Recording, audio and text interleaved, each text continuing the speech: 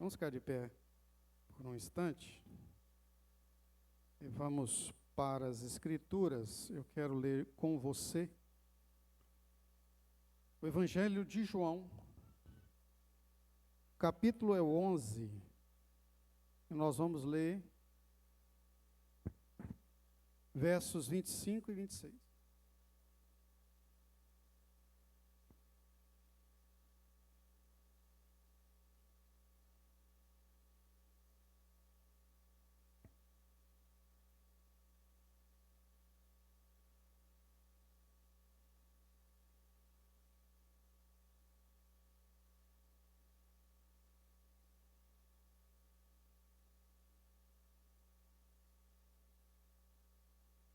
Podemos?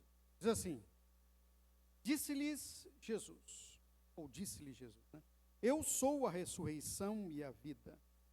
Aquele que crê em mim, ainda que morra, ou ainda que esteja morto, viverá. E todo aquele que vive e crê em mim, nunca irá morrer. Crer tu isto? Nessa manhã o Senhor pergunta para nós: você crê nisso? Amém? Pode sentar.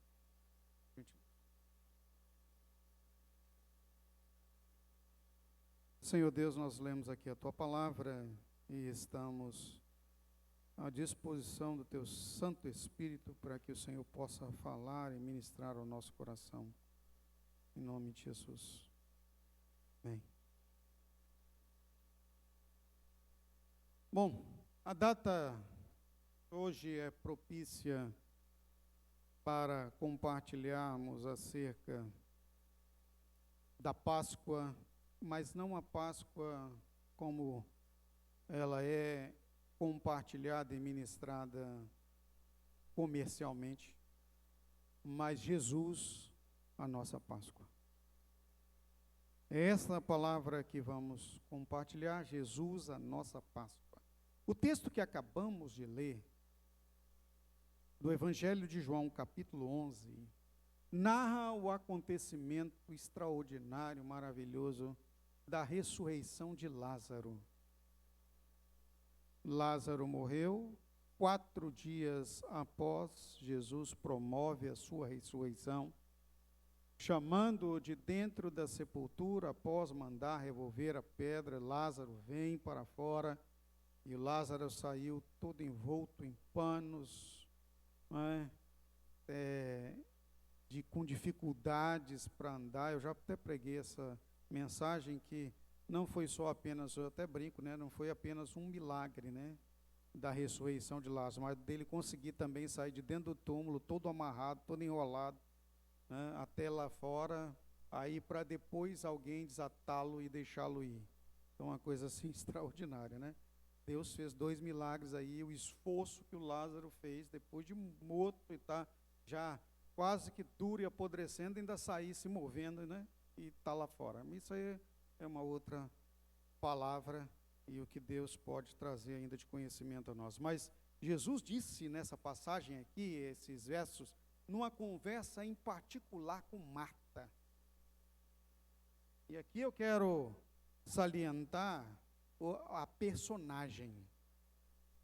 A Marta é tida como muitos pregam, com aquela que era pouco espiritual, aquela que tinha dificuldade para se entregar nas mãos de Deus, aquela que tinha pouca vivência e relacionamento com o Senhor Jesus, até porque ela estava sempre envolta nos afazeres, enquanto Maria, né, nós colocamos, reputamos como aquela que estava aos pés de Jesus, que buscou o Senhor. Mas esta conversa foi com Marta.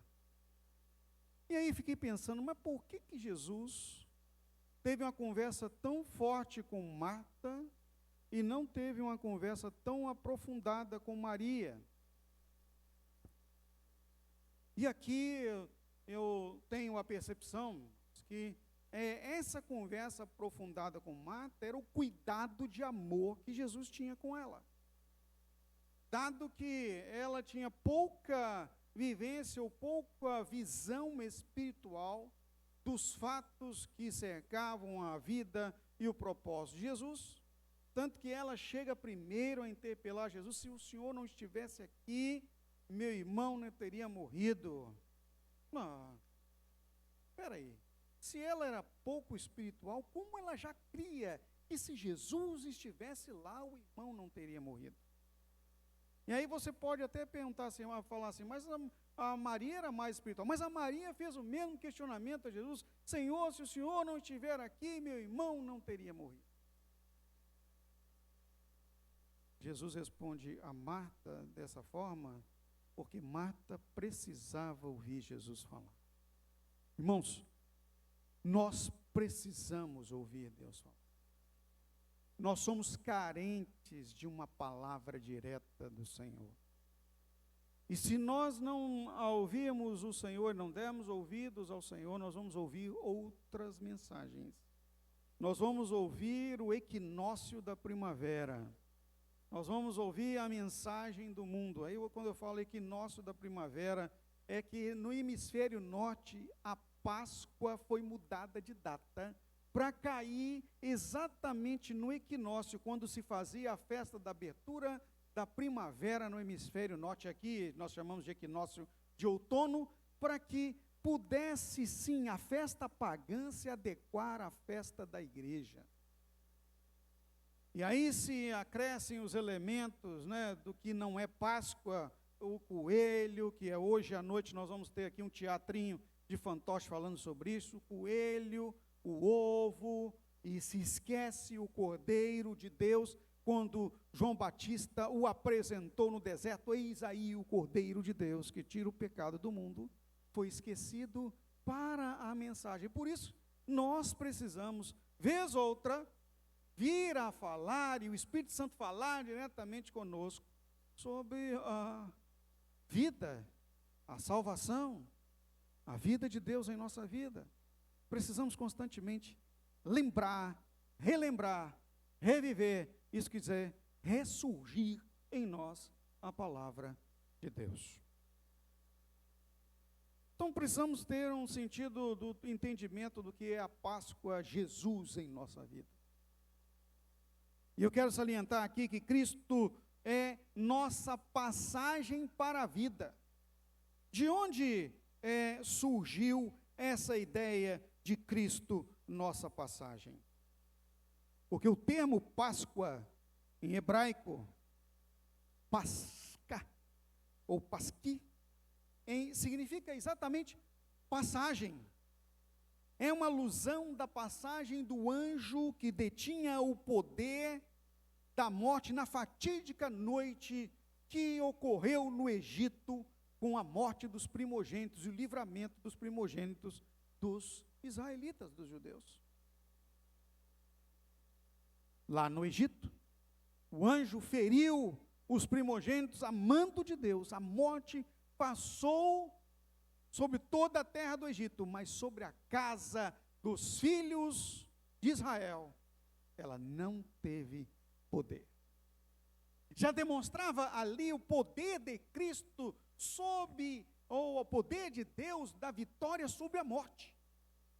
Ele é o controlador, o Senhor da vida, e é Senhor também da morte. Decidiu que apenas os egípcios morreriam e os judeus ficariam, ou melhor, os israelitas ficariam vivos, porque o sangue do Cordeiro pascal estava derramado e espargido nos umbrais das portas dos israelitas no Egito, escravos naquele tempo. Deus decidiu que a vida seria renovada. Com esta situação dolorida, em Êxodo capítulo 12, nós vemos isso, né, que então naquela mesma noite em que a morte ocorria na casa dos egípcios, o cordeiro morreu na casa dos israelitas para que a vida pudesse permanecer.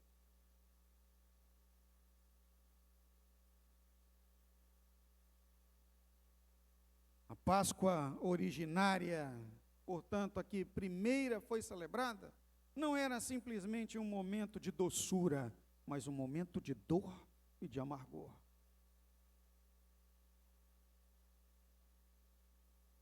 Escravidão, mortes de pessoas importantes, até o faraó perdeu seu filho.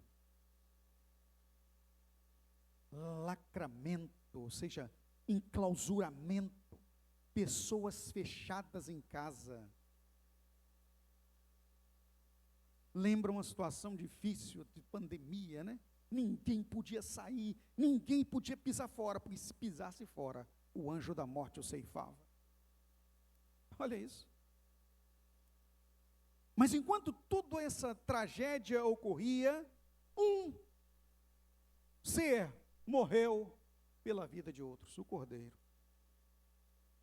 Símbolo do Cristo crucificado, da elevação da vida de Deus para que a nossa vida possa permanecer, e não permanecer de forma efêmera, passageira, mas eterna. Portanto, a Páscoa originária, ela é figura da salvação que hoje nós usufruímos. E que Jesus retrata em João capítulo 10, verso 10, o efeito, ou seja, o propósito de sua vinda. Eu vim para que vocês tenham vida e a tenham em abundância.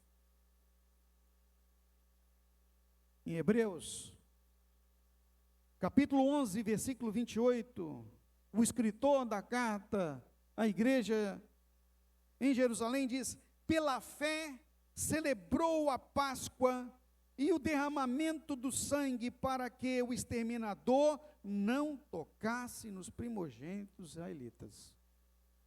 E aqui, irmãos, destaque-se a fé. Portanto, Páscoa é mais do que um dia ou uma celebração de um novo tempo, de uma nova era, como é pregado e como foi propagado. Ela é uma ação de fé.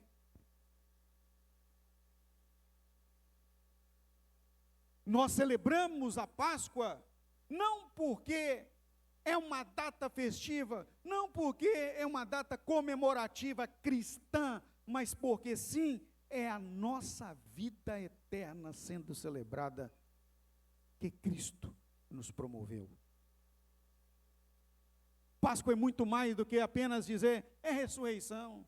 Não, ela é ressurreição e é vida, porque ela é Jesus. E ele diz, eu sou a ressurreição e a vida. Estranhamente, a mensagem pagã, mundana, desviada, herege, tem-se dito que a Páscoa é apenas ressurreição. Não, ela é ressurreição e vida eterna.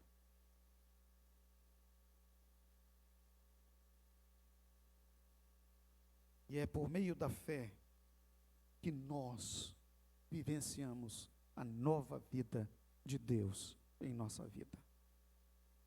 Não é simplesmente um dia, não é simplesmente uma data, mas são todos os dias na vida de Deus, todos os dias na presença de Deus, todos os dias entregues à governança divina. Quando Jesus chama a atenção de Marta, era exatamente para isso. Você precisa crer. Você crê nisso?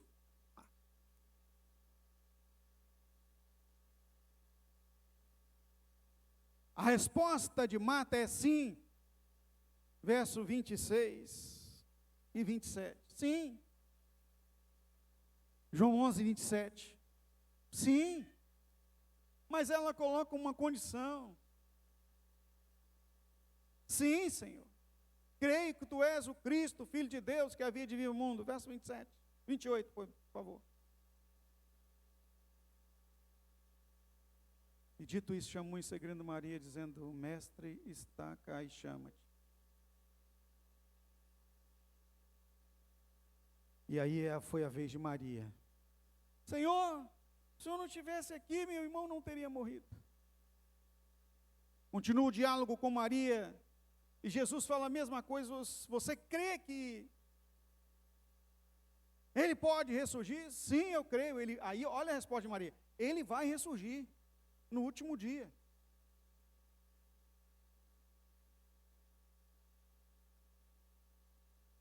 Mas Jesus antecipa o acontecimento do último dia para aquele dia. Irmãos, com o Senhor não há limite do que Ele pode fazer. Quando nós cremos, quando depositamos a nossa fé no Senhor, são ilimitadas, ilimitados as ações de nosso Deus. Em Cristo, portanto, nós temos o ilimitado, a vida eterna, o impossível, o inimaginável. Já se disse o ditado popular: tem solução para todas as coisas, menos para? É verdade isso? Não. Não. Jesus perguntou a Marta: você crê nisso? Quem crê, amados, ultrapassa as limitações, vivencia o extraordinário, o inimaginável, os milagres.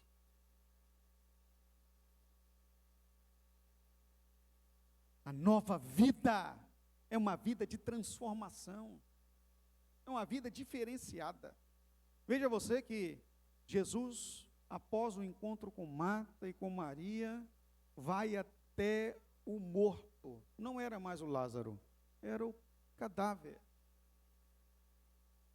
E no encontro de Jesus com as pessoas que estavam à volta, lamentando a morte, a palavra de Deus fala que Jesus chorou. Jesus não chorou por causa da perda do Lázaro. Jesus não chorou por causa do luto. Ele chorou pela incredulidade e a incapacidade deles em experimentar a vida plena.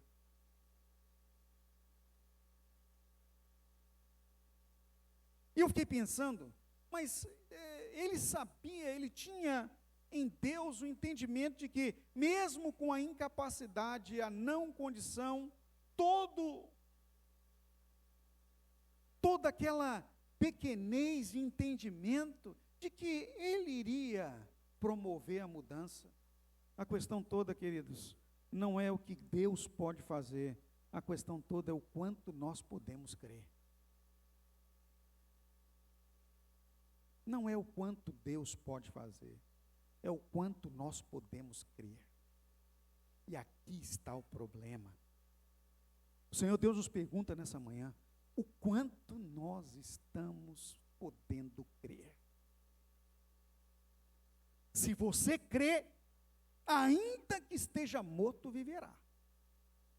Se você crê, a porta vai se abrir. Se você crê, a vida se multiplicará. Se você crê, Deus agirá, porque Ele não tem limites para fazer. Então o problema não está em Deus, o problema está no quanto podemos crer. E por isso o Senhor chorou. E por isso Deus continua lamentando e chorando. E por isso é que Ele geme por nós com gemidos inexprimíveis, quando diz as Escrituras que o Espírito Santo assim faz por nós. Porque nós temos limitações, incapacidades, e se não bastasse as limitações e incapacidades, ainda dificultamos vivenciar a fé. Mas em Cristo nós temos vida abundante, vida eterna. A nossa Páscoa promove a nossa vida, ressurreição e vida, vida nova e vida eterna. A nova vida que Lázaro passou a viver é a nossa vida em figura de nosso novo nascimento no Senhor. Lázaro foi o primeiro salvo da morte, como figura do que nos ocorre. Eu fui analisar um pouquinho a vida de Lázaro, a nova vida, a vida de ressurreição, após o fato de sair ele do túmulo, amando por ordem do Senhor. Lázaro, vem para fora. Tem algumas coisas que eu gostaria de destacar. A primeira delas é aquela do esforço que eu comuniquei no início dessa mensagem. Foi uma primeira ação de muito esforço. Irmãos, me lembro que parece como que no dia que nós tomamos a decisão de servir ao Senhor e passar a ser filhos de Deus. É muito dolorido, muito difícil. É uma amarração intensa. Veja você que mesmo o meu testemunho pessoal, mesmo eu sendo criança, para que eu pudesse tomar a decisão de vir a ser filho de Deus, uma decisão pública, foi muito difícil. Eu já vivi a igreja, conhecia todos que eram membros da igreja. Meu pai era o pastor da igreja. Todo mundo sabia que eu era o filho do pastor mais velho. Eu estava na igreja o tempo todo, tocava lá um pandeirinho, ficava no meio do pessoal da música, do som. Mas na hora de levantar a minha mão no público, no meio do público, e dizer, eu recebo Jesus na minha vida como Senhor e Salvador, e agarrou. Eu não fazia de jeito nenhum. Minha mãe aproveitou um culto da tarde, de oração, onde só estava eu, ela e meu irmão, para eu levantar a mão e me converter. Né? Porque a gente tem essa ideia de que é preciso, né? Aquele que me confessar diante dos homens, eu confessarei diante do meu Pai que está no céu. Mas é muito mais do que só levantar a mão na igreja, né? É uma vida. Mas estou dando aqui o testemunho para ver como que foi amarrado. Como Lázaro foi difícil. Só que eu não sabia que ela ia me plantar a maior vergonha da vida, porque chegou no domingo à noite, ela foi dar um testemunho, eu quero testemunho. Nem sei se ela lembra disso, mas eu lembro como se fosse ontem. Quero contar aqui para vocês que no culto da tarde, eu estou tão feliz, meu filho aceitou Jesus como Senhor e Salvador, e aí eu quero chamar ele na frente, quase que eu morri. Aí me chamou lá na frente, né? O pai orou, a igreja toda, aleluia, glória a Deus. E eu, né? Minha mãe, pelo amor de Deus, que vergonha. Cada um de nós tem uma história de amarração, de panos que nos amarravam. E se formos contar os nossos testemunhos, nós vamos ver isso. A amarração.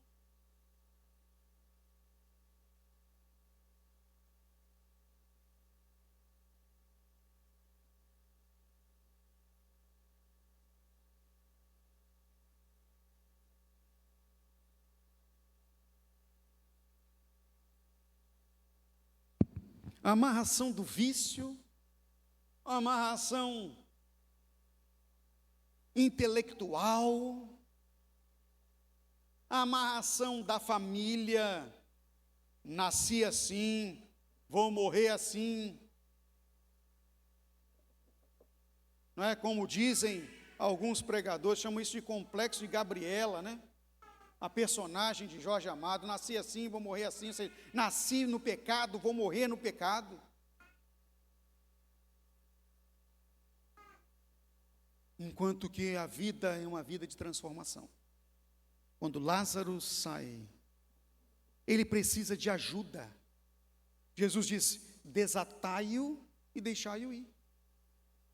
E eu fiquei pensando, que ajuda inicial, que um novo nascimento, uma ressurreição e uma nova vida necessita, é discipulado, é ajudar a tirar as amarras do pecado, largar as coisas que nos prendem dentro da cova, deixar para trás o estado de podridão, de putrefação, para um banho, para uma nova roupa, para uma nova roupagem, para uma nova caminhada, para uma nova vida.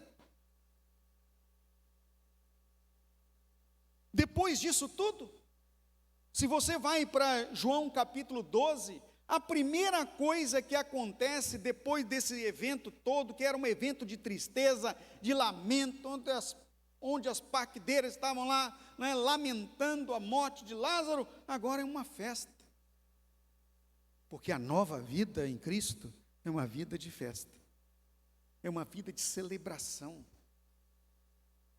Só que é uma vida de celebração, pasme você, e eu fiquei chocado, que eu nunca tinha percebido isso. Em João capítulo 12, você pega esse texto e vai, por favor, faz o seu TSD, seu tempo sozinho com Deus, para Deus falar com você. Se faz uma festa para celebrar a ressurreição de Lázaro. Só que Lázaro não era o celebrado.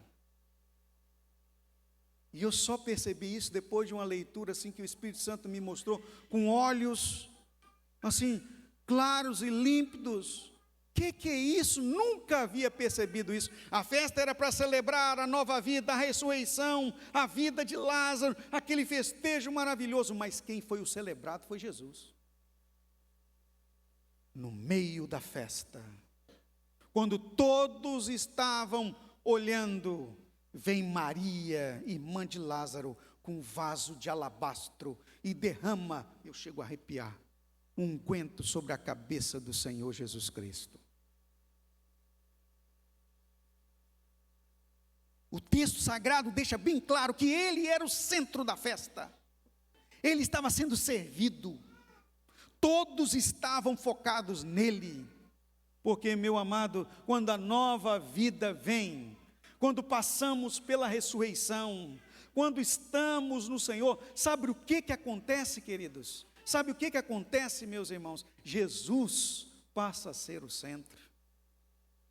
Nós deixamos de ser, nós passamos a não ser mais nada, nós não somos mais os egoístas, agora é Jesus que é celebrado em nossa vida. No verso 9 do capítulo 12, acontece o que é o nosso papel. Muita gente, olha aí, verso 9 do capítulo 12 do Evangelho de João. Muita gente dos judeus soube que ele estava ali e foi. Ele estava ali e foi. Quem estava ali e foi? Jesus. As pessoas souberam que ele estava ali e foram lá. Agora, olha o complemento. Não apenas por causa de Jesus, porque Jesus é o primeiro, mas também para ver Lázaro, a quem ele havia ressuscitado dos mortos. Ou seja, passamos a ser parte da mensagem, passamos a ser parte do propósito, passamos a ser parte da missão. A nossa vida testemunhal é transformadora. As pessoas vão até nós porque Jesus já chegou em nossa vida. Aleluia. Porque agora nós temos vida, porque agora estamos nele. A celebração da Páscoa, portanto, irmãos, a Páscoa, Cristo em nós, é Deus está em nós. O Emmanuel é verdadeiramente nosso Senhor. Ele está conosco. E agora, Ele sendo celebrado, a nossa vida é propósito de manifestação da pessoa de Deus. O que Deus quer e tem para falar com você aqui nessa manhã é que você é a expressa mensagem da ressurreição e da vida, pois você creu e o Senhor agiu. Ele diz: quem crê em mim, ainda esteja morto, viverá. Quem crê em mim, ainda esteja morto, viverá. Vamos colocar de pé, em nome do Senhor Jesus.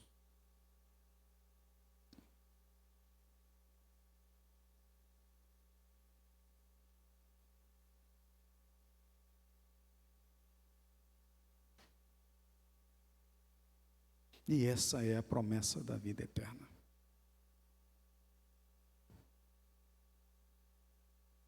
Quem crê em mim, João 11, 25, ainda que esteja morto, viverá. Curve sua cabeça, feche seus olhos. Senhor, nessa manhã, nós louvamos ao Senhor, agradecemos a Ti por esse privilégio, Senhor. A promessa da vida, a promessa, ó Deus, da continuidade, da eternidade do Senhor em nós, é garantida aqui, nesta ocasião, e nós cremos, e por isso, ó Deus, nós estamos aqui nessa manhã, porque nós somos a Tua igreja, nós somos o Teu povo, nós somos o sacerdócio real, a propriedade do Senhor. Apesar de nossas fragilidades, apesar das nossas limitações, nós cremos, Senhor, nós cremos. Muito obrigado, em nome de Jesus. Pastor, eu entendi a palavra dessa manhã, uma palavra de toque de Deus para a minha vida. Vamos orar juntos? Vem aqui à frente, nós vamos ungir, como sempre fazemos nos nossos cultos. É um toque do Espírito Santo para mim e para você. A nossa Páscoa, Jesus aqui está nessa manhã. E Ele está em nossa vida, em nós que cremos nele. Louvemos ao Senhor, e enquanto estivermos louvando, você curve sua cabeça onde está. Põe a mão à altura do seu peito e faça aquela reflexão pessoal importante. Amém.